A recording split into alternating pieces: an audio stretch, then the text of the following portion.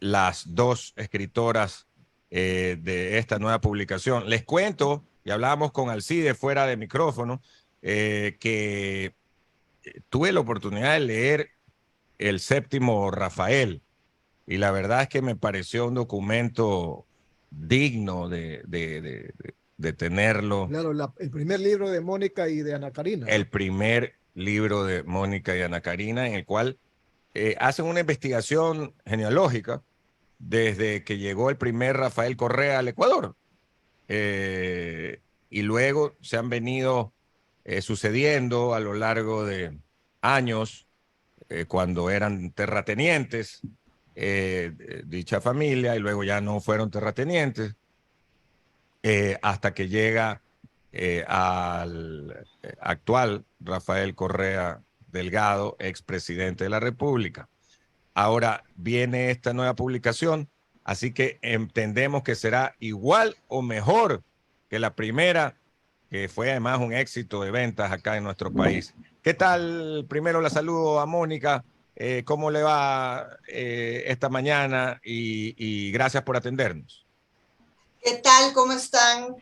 Buenos días a los radioyentes. Estamos muy bien, aquí en Quito hay un buen sol, casi día de verano.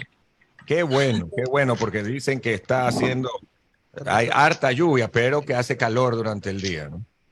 Don Alcides Ezequiel Montilla. Sí, la verdad es que antes que empezar las preguntas para Mónica y Ana Karina, me congratulo realmente de tenerlas aquí en este programa.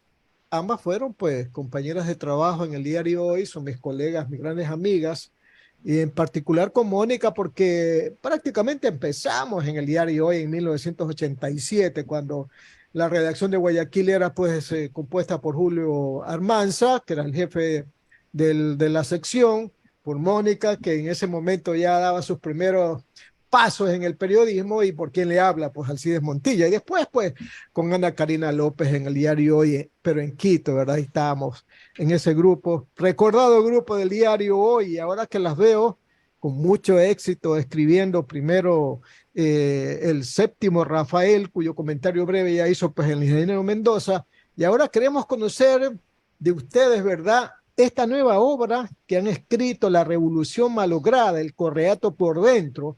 Muchos oyentes que nos están sintonizando nos han de preguntar, bueno, ¿y en qué consiste? ¿Qué significa? ¿Qué quieren dar a conocer en el libro, en esta publicación, Mónica y Ana Karina? Mónica, por favor. Sí, ¿qué tal, Alcides? ¿Cómo estás?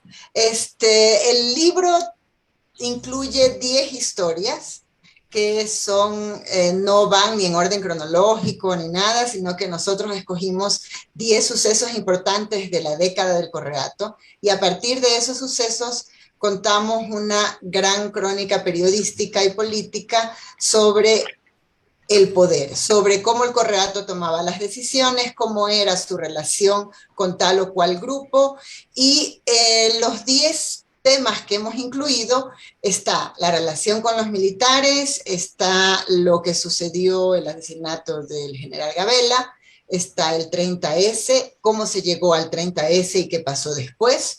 Hay también un capítulo sobre Cancillería, porque escogimos como un ejemplo de la Cancillería como uno de los más de 30 secretarías y ministerios que tuvimos durante la década. Hacemos también un capítulo sobre Julian Assange, el último es Odebrecht, y todo lo que significó la corrupción, las denuncias de corrupción durante la década. También hablamos sobre la operación Angostura, el ataque a Angostura y qué sucedía en ese entonces con el narcotráfico y las FARC. Y 2 otros capítulos hablan más sobre la reingeniería institucional, es decir, la Asamblea de Montecristi, y luego cómo inclinaron la cancha en el tribunal, en el Consejo Nacional Electoral, siempre para, digamos, tener sus reiterados triunfos, ¿no? Hasta que en el 2014 perdieron las seccionales. Entonces es un poco un recuento de la década a través de estas crónicas que se pueden leer independientemente como en el orden que uno quiera, o cómo están en el orden en lo pusimos en el libro. Ana Karina, ¿hay alguno de los temas narrados en el libro que todavía no se han cerrado? Justamente, hola Alcides, Sí. queridos radioescuchas, bien, muchas gracias por estar aquí, por permitirnos estar aquí. Y bueno, eso es lo sorprendente, que nosotros nos tomó 4 años de escribir este libro, entrevistamos a 252 personas, fue mucho trabajo cruzado por la pandemia, por circunstancias personales, y pensábamos ya que iba a haber un momento que esto iba a ser solamente historia, ¿no? Porque un poco aquí lo que tratamos es de cruzar todas estas crónicas de las cuales habló Mónica con el eje de cómo se hicieron del poder. Y nosotros pensábamos, ya esto va a llegar muy tarde, y sin embargo no fue así. Hay cosas muy, muy actuales, por ejemplo, el tema de la intervención de los militares de la seguridad. Esto es un tema que ya se debatió y mucho durante el Correato. El tema de la constituyente. Ahora, desde el partido o movimiento de Revolución Ciudadana, están hablando de volver a hacer una constituyente, cuando ya nos habían dicho que la constitución que nos dejaban las del 2008 era la panacea para solucionar todos los problemas.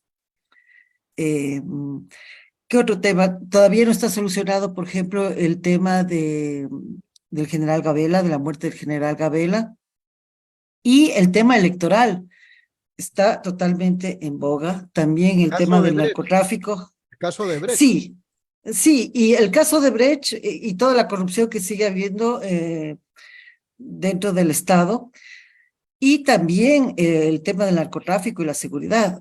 No nos olvidemos que durante los 10 años del Correato no tuvimos radares, había avionetas que se caían. Yo no digo que ahora no suceda, pero como que comenzamos a ver los pininos del incrustamiento del narcotráfico en el Estado, ¿no? Entonces, todo esto sigue muy actual. Claro que sí, le vamos a dar la palabra a nuestro compañero Julio Ayala para que continúe con más preguntas. Julio, por favor. Gracias, doña Mónica, Ana Karina, gusto de saludarlas. Dígame una cosa, escribir un libro que tiene mucho de investigación durante 4 años es un acto verdaderamente sacrificado. La pregunta para doña Mónica, ¿justifica económicamente demorarse 4 años la venta de los libros, por ejemplo? Si se los vende, si obtienen alguna remuneración que justifique tanto sacrificio. Sí, nuestro interés no fue económico, para nada. El primer libro fue una edición de autor, este segundo está editado por Planeta, pero en ningún momento pensamos en la situación económica, cuál iba a ser la retribución, cómo íbamos a hacerlo, no. Simplemente... Algo pasó. Sí. Algo pasó, se quedó. A ver, doña Ana Karina, mientras sí, se recupera la señal de doña Mónica. A ver, Ana Karina, ¿se justifica o no se justifica el esfuerzo de 4 años económicamente? O sea, para nosotros, como estaba diciendo Mónica, nuestro objetivo realmente es la pasión por el periodismo. Y usted sabe, cuando uno es periodista, no piensa en volverse millonario. No creo que haya muchos periodistas que sean millonarios. Y entonces nosotros tenemos actividades paralelas al tema de los libros. Ya nos quedó el bichito con el primer libro, nos fue muy bien en términos de lo que hicimos, o sea, del trabajo. Yo creo que fue un trabajo muy satisfactorio y decidimos seguir con este segundo. No sabíamos que era, no entendíamos la magnitud de la dificultad, porque una cosa es escribir sobre una persona con un eje y la otra ya es variedad de fuentes, de temas, de perspectivas, y sí, fue muy duro.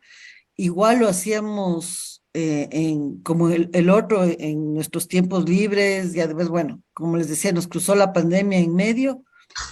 Entonces, sí, no es para volvernos millonarios, ni mucho menos, yo creo que un, un- una forma de devolver todo lo que el periodismo durante estos años nos ha dado.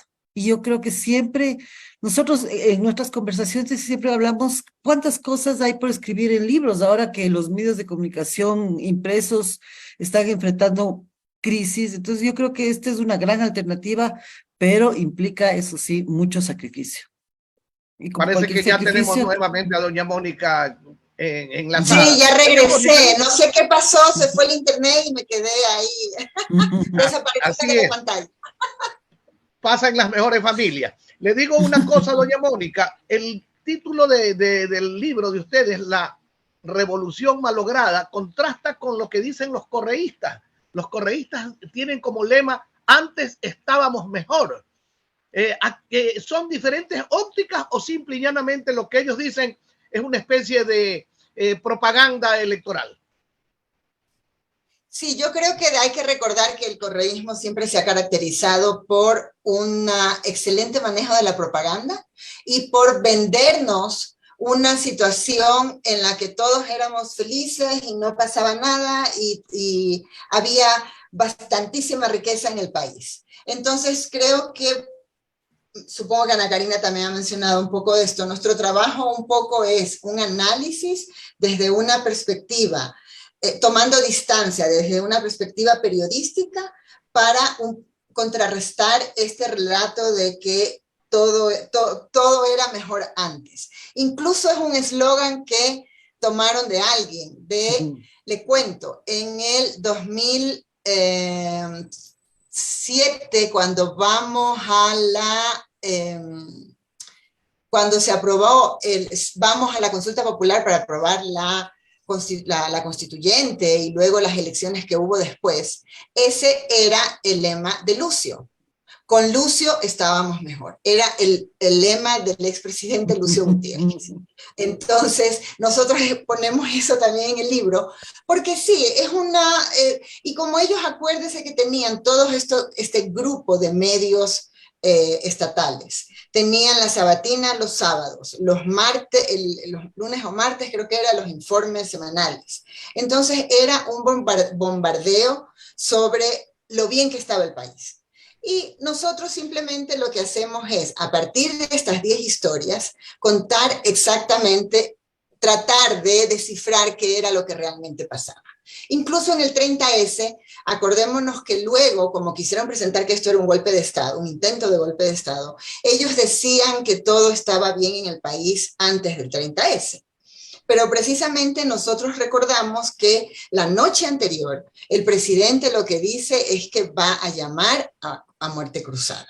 ¿Por qué? Porque había una desaveniencia con su propio bloque de asambleístas. Entonces, todo ese tipo de entretelones contamos también en el libro. Una última inquietud de mi parte. ¿Se ha hecho en algún momento una sumatoria de todos los recursos que tuvo a su disposición el señor Correa y que los malgastó y que se los robaron muchos de ellos? ¿Se ha hecho alguna vez una sumatoria de lo que se llevó del Seguro Social, de lo que prestó afuera, de lo que se llevó del Banco Central, de los ingresos petroleros, del endeudamiento que dejó? ¿Se ha hecho alguna vez alguna sumatoria de todos los recursos que dispuso y que a la hora de la hora no cambiaron al país? Sí se hizo una sumatoria, nosotros la citamos en el libro, y la hizo precisamente el economista Alberto Acosta. Él hizo un cálculo sobre todos los ingresos petroleros que tuvo el país a lo largo de la década, y que, si mi memoria no me falla, superan, lo estoy buscando porque justo tengo el libro aquí en la mano, y la estoy buscando, pero claro, creo que casi llegan a los 90.000 millones de dólares. Eso es simplemente ingresos petroleros. No, él no está contando otras cosas como el Instituto de Seguridad Social y otros aportes. Por ejemplo, el Banco Central. es otra de las historias que nosotros contamos es que precisamente la relación con los militares, que al principio era muy buena y poco a poco se fue agriando, al último terminaba él, acuérdese, destituyendo a los generales por Twitter, y era precisamente porque quería que el Estado asuma la administración del ISFA y del ISPOL. No sé, Ana Karina, si quieras... Claro, no, o sea, solamente, además de la cifra que damos ahí, justo nuestra intención es no dar esas cifras globales, digamos, en informes, sino ir más o menos viendo cómo tema a tema hay todos estos principios que siempre cruzan cualquier cosa que ellos enfrentaron, digamos, salen con la constituyente o con la relación con los militares, con buenas ideas o buenos diagnósticos, y poco a poco, a través de la corrupción, de la ideologización, de la inteligencia, van cambiando y van apropiándose de los recursos, pero no se les puede solamente medir, como le digo, hacer una cosa global de cuánto entró y cuánto salió o cuánto no salió, porque lo que hacían es, por ejemplo, reproducir la burocracia, o sea, como virus. Llegaban con la Cancillería a 9 provincias, con nuevas oficinas, entonces eso generaba en la población una necesidad de, qué sé yo, para poner una oficina de la Cancillería tenían que contratar a la gente que hace las cortinas, a la gente que da el mobiliario. Entonces todo esto es, si no una forma de corrupción, sí es un gasto exagerado que terminó en lo que terminamos, ¿no es cierto? Un sobreendeudamiento, pero que en un momento daba la sensación de bienestar.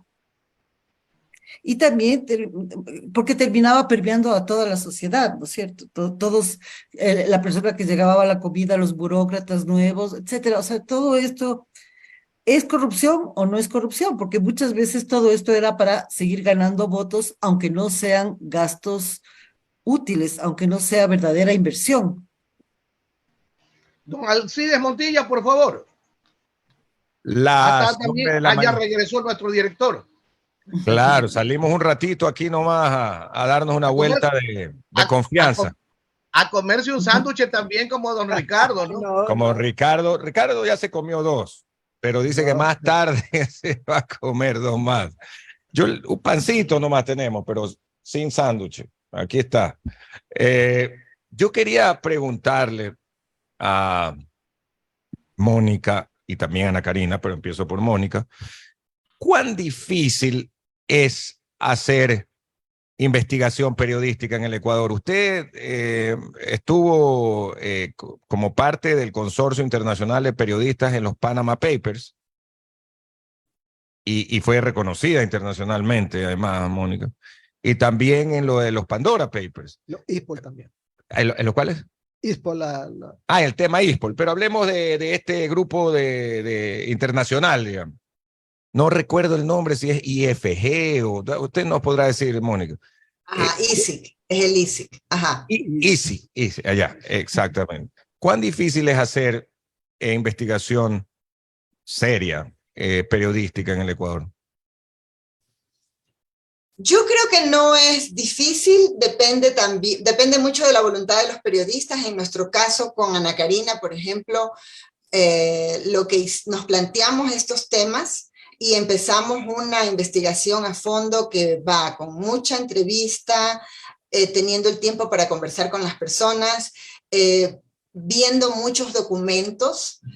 Tenemos una ley de acceso a la información que más o menos permite y es fácil a veces encontrar ciertas cosas en los sitios web, en los portales de las instituciones públicas.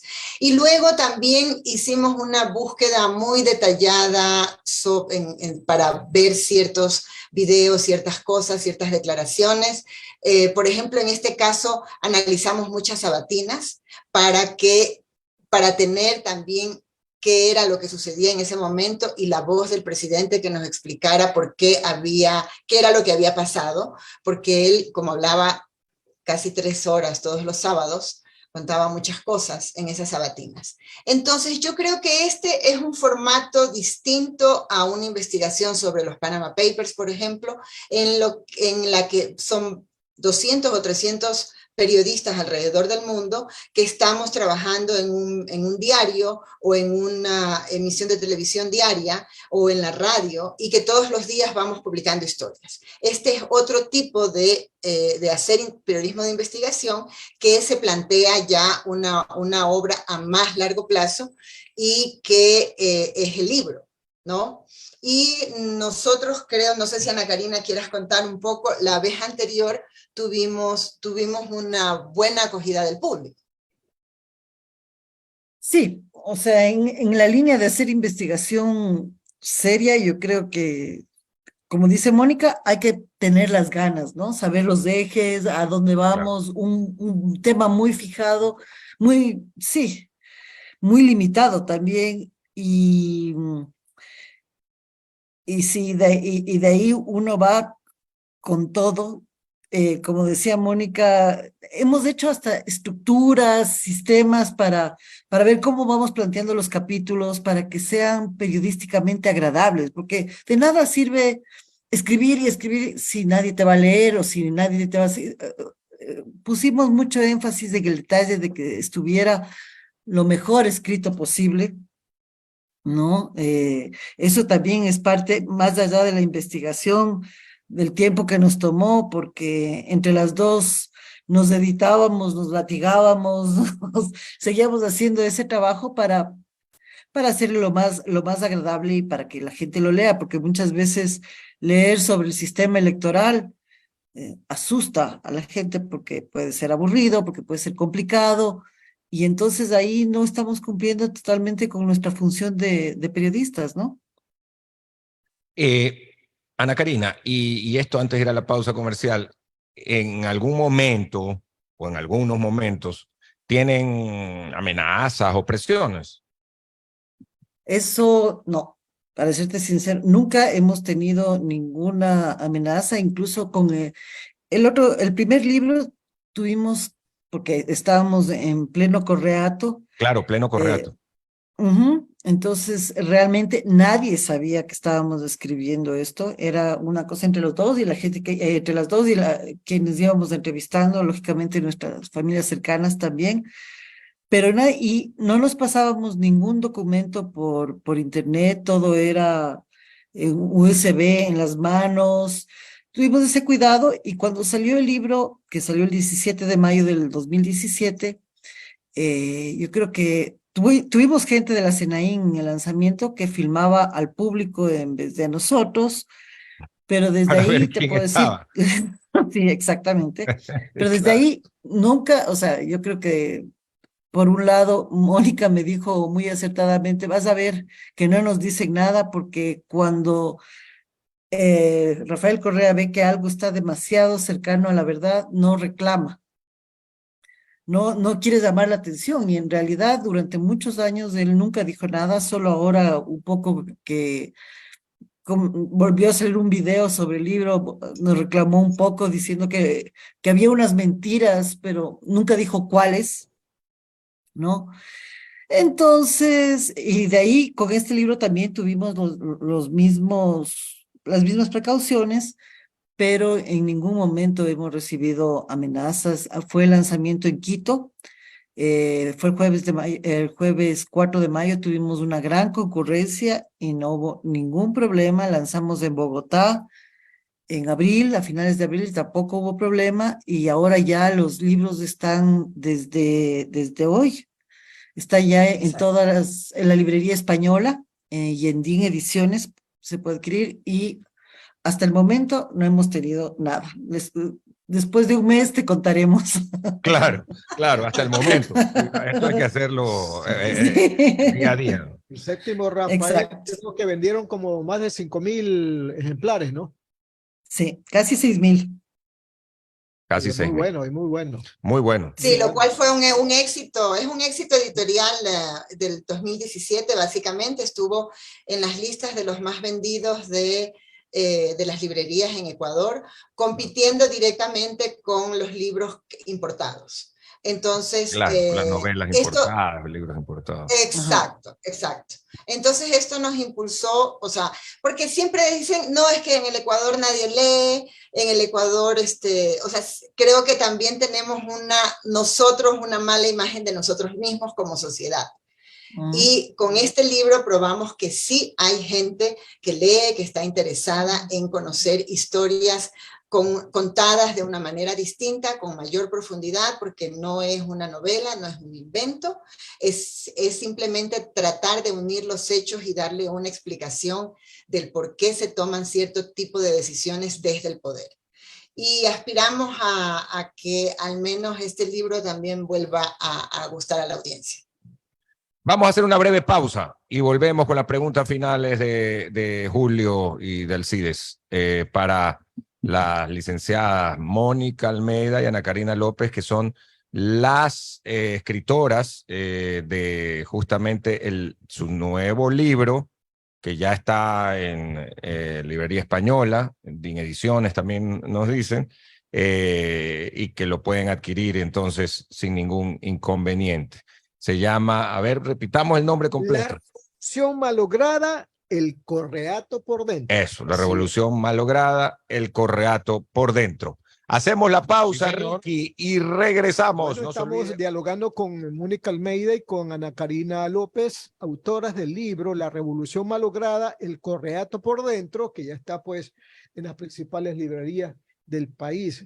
Y yo les quiero preguntar algo porque la conocida periodista Cristiana Amanpour tiene una frase: ser imparcial o ser veraz. ¿Se es imparcial o ser veraz? Cuando se escribe algo que tiene relación con Correa, a veces el periodista pierde la imparcialidad. Es que a veces produce, ¿no verdad? Entonces la pregunta para las dos es, cuando escribían este libro, ¿llegaron un momento a pensar que había que perder la independencia?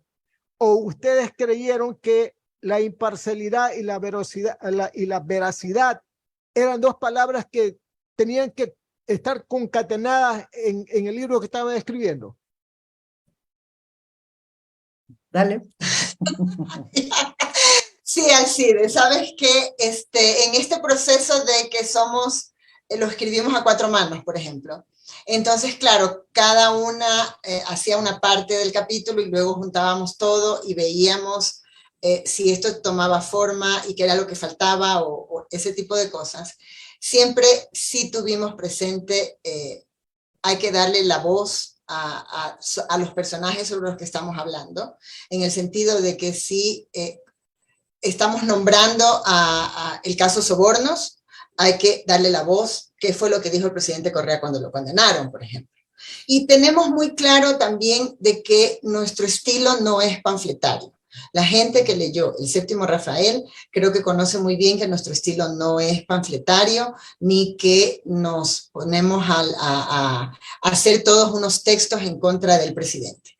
Más bien, nuestra hipótesis hasta ahora ha sido de que posiblemente llegó junto con la gente que llegó con las mejores intenciones en el 2007 y que poco a poco a lo largo de los primeros años todo fue cambiando y se impuso un autoritarismo muy personalista, ¿no? Que no es solo, digamos, corresponde solo a la izquierda. También hay, en otros países hemos visto a gente que tiene otra ideología distinta a la de Correa, pero que también quiere imponer su voluntad, hace todas estas jugarretas para cambiar la composición de la asamblea, para disque llamar a una constituyente. Ya hemos visto estos procesos, y además no solo en Latinoamérica, o sea, hay otros países en otros continentes que también pasan por este tipo de procesos. Entonces, lo que hemos tratado es siempre mantener la distancia, yo diría muy guayaquileñamente no ser cargosas, pero contar los hechos, ¿no verdad? Estamos contando los hechos, tratando de tomar una distancia y dejar que los hechos hablen por sí mismos. En nuestros textos no van a encontrar ni insultos ni denigramos a nadie. Simplemente estamos contando unas historias que yo creo que esa es la razón fundamental del periodismo. Contar historias y también un compromiso, obviamente, tanto de Ana Karina como mío, digamos, tratar de buscar la verdad. No siempre se puede llegar al fondo de la verdad. Sabemos que sucedió el 30S, sabemos que el 30S él fue y se metió al hospital de la policía. ¿Cuáles eran las verdades de cada uno de los personajes que participaron ahí? Las tratamos de revelar.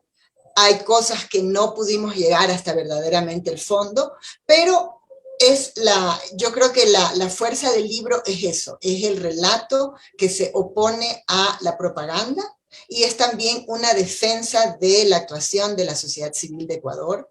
Sociedad civil, llámese periodistas, maestros, ONGs, hasta la misma CONAIE, que verdaderamente, y la gente común, la gente de la calle que salió a defender, porque a defenderse de un autoritarismo que cada vez quería tomar mayor poder. Ana Karina, ¿algún comentario? Sí, yo pienso, a ver, la objetividad como tal, así fría, como, como está en la cita de Mampur, eso no existe, ¿no es cierto? Porque cada uno va a pasar la verdad, o sea, va a pasar los hechos a través de su filtro.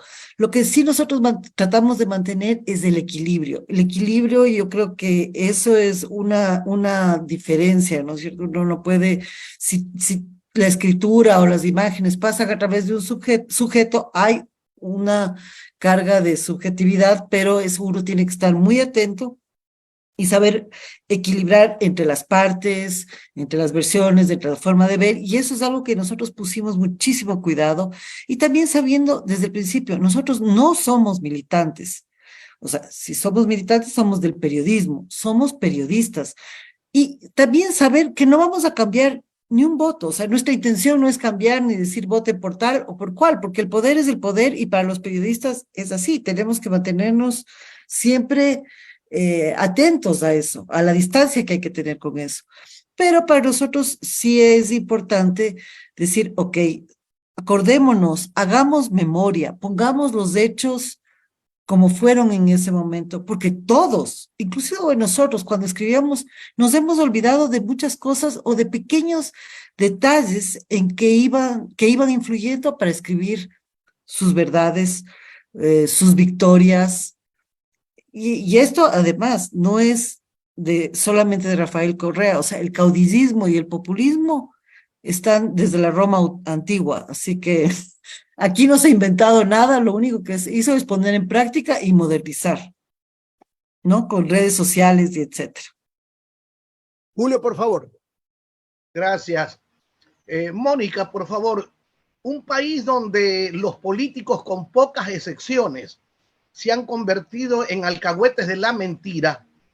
Ser periodista de investigación es realmente duro. Yo los admiro permanentemente. Yo me pongo a pensar qué sería de este país donde ya los políticos no denuncian, donde ya los políticos no pelean, sino para sus propios intereses. ¿Qué sería de este país sin los periodistas de investigación? Lo que se sabe en el país siempre es gracias al periodismo de investigación, y eso hay que resaltarlo. Con esa premisa, ¿van ustedes a seguir en el periodismo de investigación? ¿Tienen nuevos retos que se hayan impuesto? Porque es importante saber que contamos con esta pareja de periodistas tan buenos que ojalá no vayan a desmayar en su tarea. Sí, por el momento estamos, verán, cuando uno escribe un libro, uno piensa que ya con que ya el libro se publica, ya se acaba la historia. Pero no, vienen las entrevistas, vienen los diálogos también, o sea, las citas con universitarios, con estudiantes de periodismo, etc. Entonces, por el momento tenemos que estar ocupadas con nuestro libro.